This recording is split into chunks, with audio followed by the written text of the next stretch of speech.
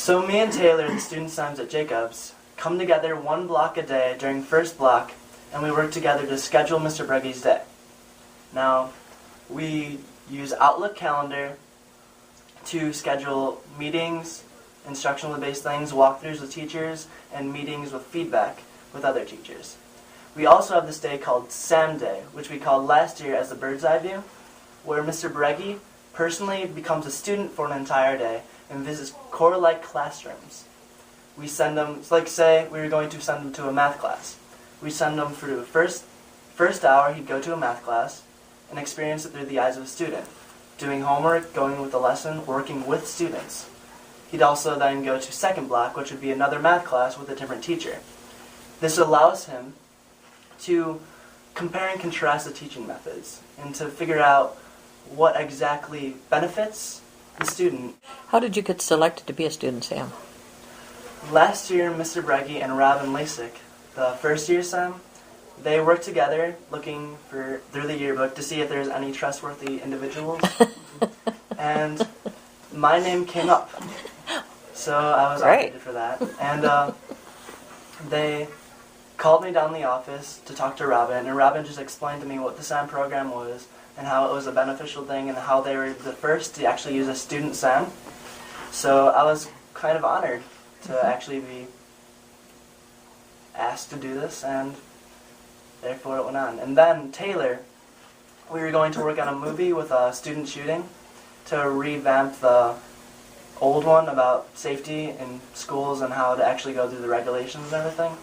And Taylor and I worked together on that, and from there we came up with the idea of using a technical aspect of the SAM, where we'd get maybe movies, PowerPoints, anything that has to do technically related, and add a new twist to the SAM project.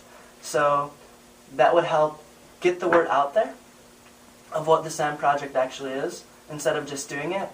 So we also do it with the administrative side and keeping everything in order, everything in line.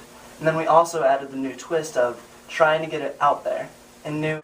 Are you able to? Do you feel comfortable challenging the principal if you don't think his data is very accurate or he's not spending as much time as he needs to on instruction? Mr. Breggy is definitely one person who likes challenges, so it's very much easy to challenge him. He's always up for trying something new. So if you challenge him in a new way and he's up for it, he'll definitely do it.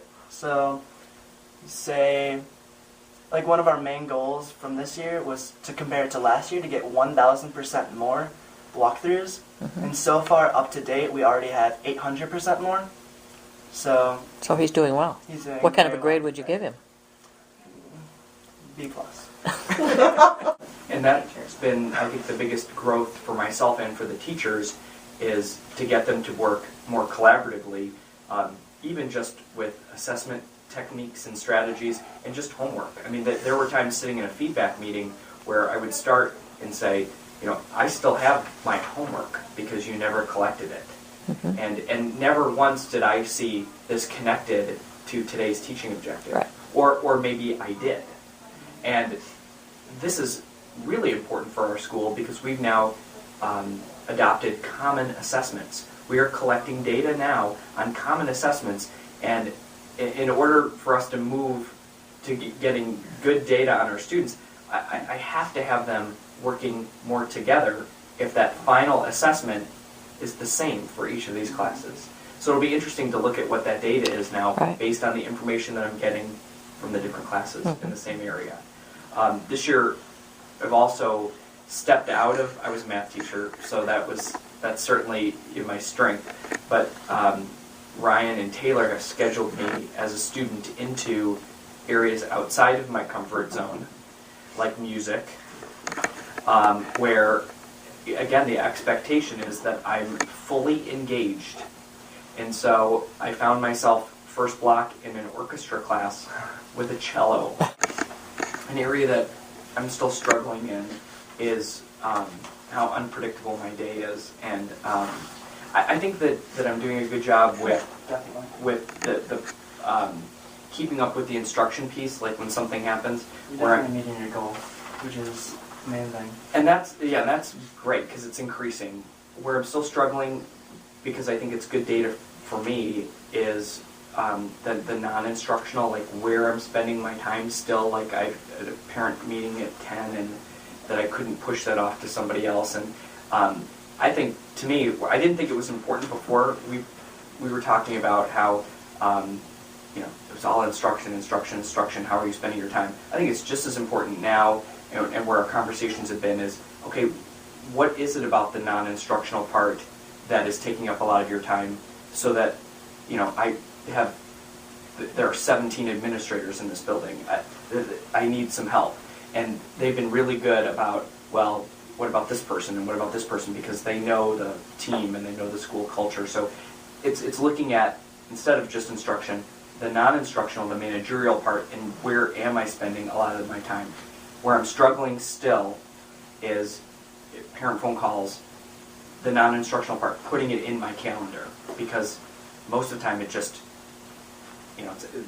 I attribute working in a high school much like working in an emergency room, where you just never know what's going to happen and what's going to be brought to your attention. So I'm still struggling in that.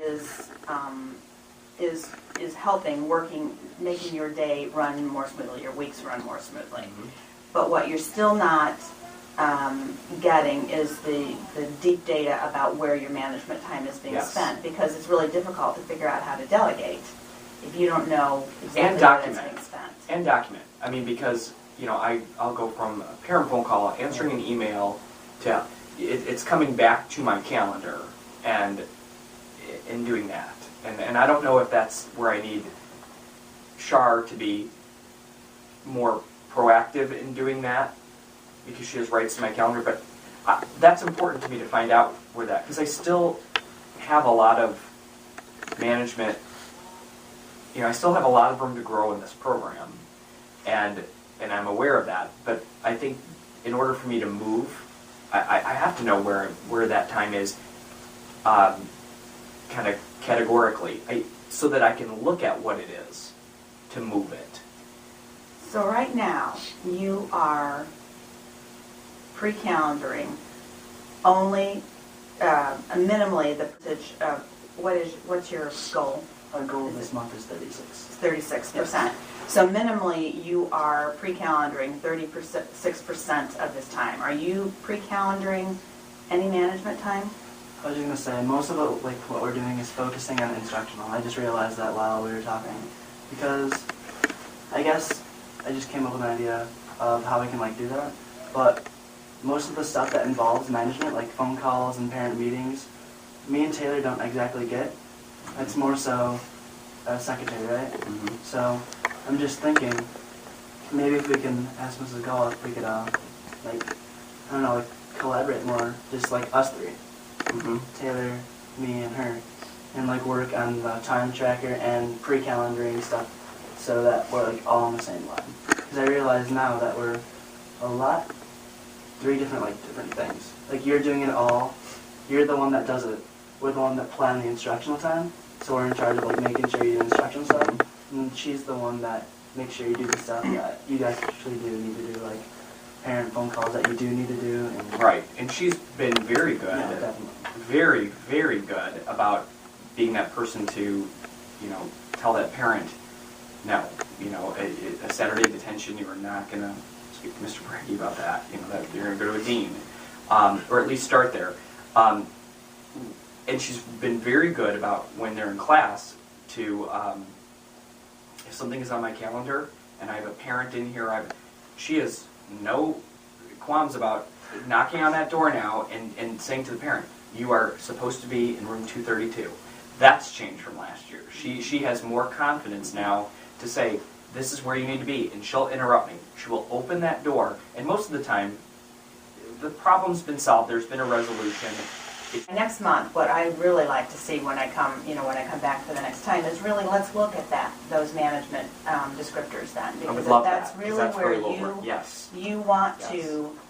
You're going to have to take away from management in order to be able to add to your instruction, because right now your goal is at 36%. I know that's not where you want it to end up. You've got lots of things that you've talked about wanting to do. What I'd be interested in learning, however, is where are other high school principals that are comparable to this size school where are they at? I mean, just, because that would be interesting for me to know.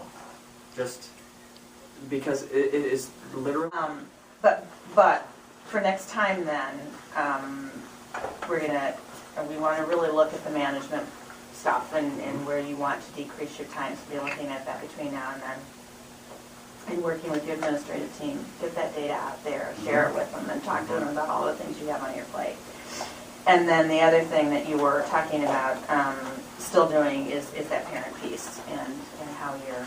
I do want you to know, though, I feel like there's been a total transformation in the building where I do feel like my role as perceived by the staff is more the instructional leader now than ever before.